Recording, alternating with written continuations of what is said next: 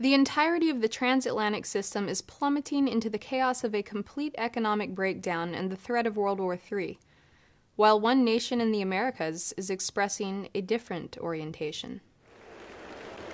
The people of Argentina delivered a historic landslide victory to incumbent President Cristina Fernández de Kirchner in the October 23rd presidential elections. Fernández was re-elected by winning 23 out of the 24 provinces, which amounted to 54% of the vote out of 6 candidates, while her nearest rival barely received 17% of the vote. No presidential candidate in Argentina has attained such a margin of victory since the 1973 election of Juan Domingo Perón. And, as Fernández was the first woman to be elected as president of Argentina in 2007, she is also now the first to be re-elected.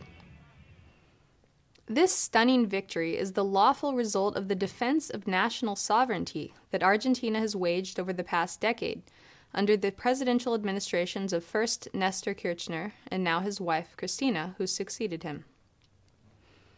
Just 2 years before Nestor came into office in 2003, Argentina suffered such a financial collapse and political upheaval that the country went through 5 presidents in 3 weeks. Argentina defaulted on the external debt, and as the currency lost 2/3 of its value, a nation that was once the 4th wealthiest in the world broke out into food riots, with half of the population falling below the poverty line. Rather than allow the nation to disintegrate, Nestor Kirchner, at his inauguration on May 25, 2003, made the shocking announcement that the nation's creditors would only be paid if Argentina were doing well. Policies would be judged by whether or not they conform to the goal of furthering the common good, and the state would now be an active agent in achieving national development through an aggressive public works program. "We aren't inventing anything new," he said. In the decade of the 1930s, the United States overcame the deepest economic financial crisis in a century by such means. Then, in January 2005, Kirchner restructured the debt, forcing bondholders to eat a 75% loss, and making it clear that Argentina's priority was to develop the nation and protect the population, not pay an illegitimate and artificially inflated debt. At that time, Lyndon and Helga Zepp-LaRouche warned that if the international community did not support Kirchner, if other nations did not support Argentina's defense of their national sovereignty against the IMF, then they would soon face the same fate. Cristina described Nestor's fight in her electoral victory speech of October 23rd. She said, "Now that the world is turned upside down, it's easy to see that what he did was right. But when he said those things, he was a lone voice, condemned and criticized. And without him, without the things he dared to do, it would have been impossible to get where we are now. He lived each minute as if it were his last. Above all, because up until his last breath, he honored the principle that he would never abandon his convictions." The crowd interrupted her speech, singing, "Nestor is not dead. Nestor lives in the people." Since her husband's sudden tragic death from a heart attack last October, Cristina has escalated the policies to scientifically develop the economy in defiance of the dominant transatlantic monetary policy that demands brutal austerity for the people and bailouts for the bankers. As she expressed during her speech for the inauguration of the Atucha 2 nuclear power plant on September 28th, the scientific development of the nation with advanced technologies like nuclear energy, the fight against financial parasites like the IMF, and the defense of national sovereignty are one and the same fight. Como cuando estuvimos hace poco en Yacyretá, como cuando él decidió terminar con la deuda con el Fondo Monetario Internacional, cuando decidimos reestructurar también la deuda en el 2005 y el año pasado para finalizar con esa espada de Damocles permanentemente sobre el crecimiento de la República Argentina. Sí, increíble. Los mismos operarios que tal vez también aquí mantuvieron vivo durante los años de parálisis esta maravillosa planta para que hoy, y yo les agradezco a ustedes que han sido custodios de la soberanía nacional, cuando él decidió poner en marcha nuevamente el plan nuclear argentino en el año 2006, estaba recuperando uno de los bastiones más importantes del desarrollo tecnológico argentino, que ha sido pionero en América Latina. Yo siento que estamos cubriendo, que somos la generación, esta generación del Bicentenario, la que está cubriendo todas las deudas históricas que se han generado durante décadas, o de abandono, de equivocaciones, o de malas políticas, o también de injerencias externas para que Argentina no tenga desarrollo nuclear. Hemos recuperado la voluntad, hemos recuperado la decisión de que el país debe gobernarse a sí mismo. Atucha 2 was Argentina's third nuclear reactor.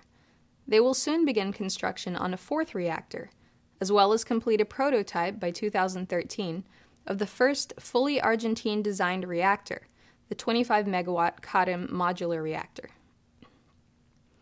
Then, on October 6th, Argentina inaugurated the Scientific Technological Center in the city of Buenos Aires as the home of the government's Ministry of Science, Technology, and Innovation, and as a facility for leading domestic and foreign research institutions to collaborate in their scientific investigations.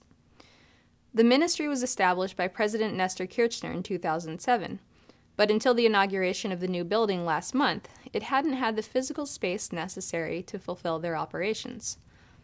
Also, the center was chosen to serve as the South American headquarters for the world-renowned German Max Planck Institute, which will specialize in biomedicine and strengthen Argentine-German collaboration in biotechnology for medical and agricultural applications. Elegir a nuestro país como su primera sede en América del Sur. Nos llena de orgullo esta decisión y de esperanzas también.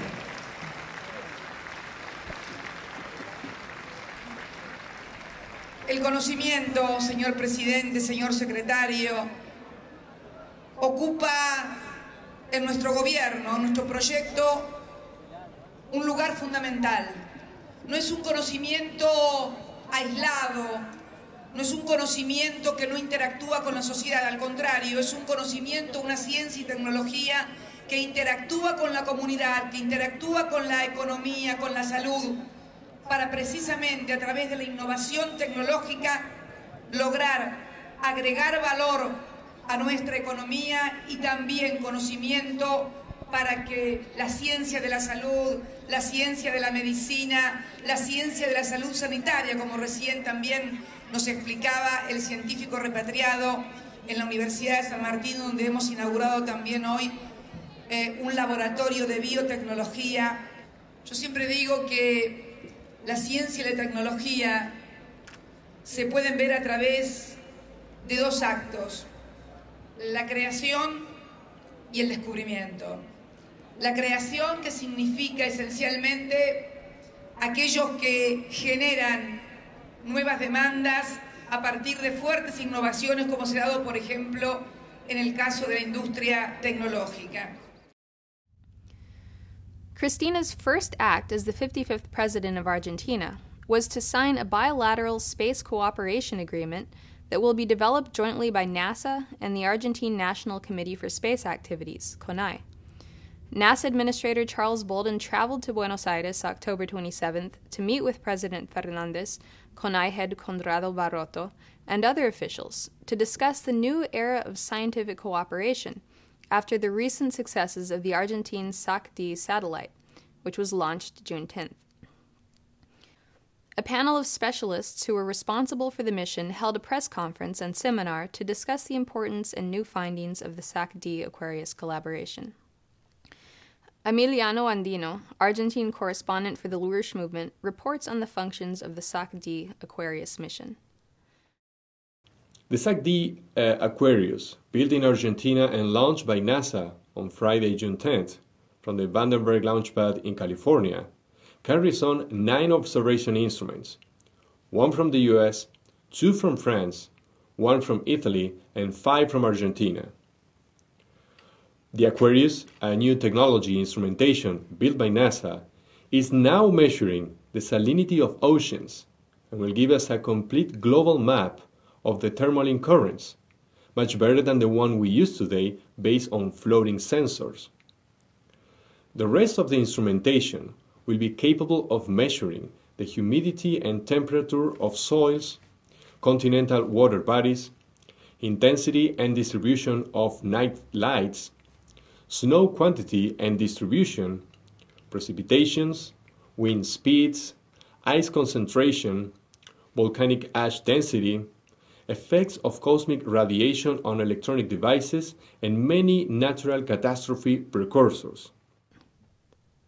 This understanding that it is the defense of national sovereignty through promoting the general welfare, that it is investment in science and industry, in pushing the frontiers of research and discovery, is what has allowed Argentina to have had its highest growth rate in the nation's history since 2003.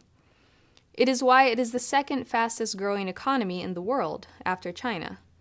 It is why Argentina has recently been able to repatriate and provide jobs for more than 800 scientists who had been forced to leave the country during the collapse.